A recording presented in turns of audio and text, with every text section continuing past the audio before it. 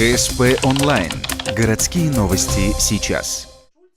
Четверг. Начальная школа, детский сад. Именно здесь проходит ежегодный конкурс для дошколят «Маленький исследователь».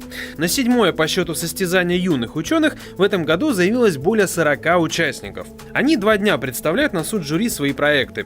Направления как гуманитарные, так и технические, однако с небольшим перекосом. В большей степени, наверное, технической направленности работы, и мы очень рады этому. Мы имеем возможность прямо наблюдать те опыты, эксперименты, которые ребята проводили дома, они демонстрировали нам прямо со сцены. Если говорить о тематике, то она самая разная. Например, один ребенок с помощью воздушного шарика показал, как выпадают молочные зубы, а другой попробовал ответить на вопрос «Зачем нам 2 уха?». По итогам 2 дней определят победителей и лауреатов. Помимо приятного чувства успеха, для авторов лучших проектов открывается путь на республиканский конкурс маленьких исследователей. Он проводится в декабре.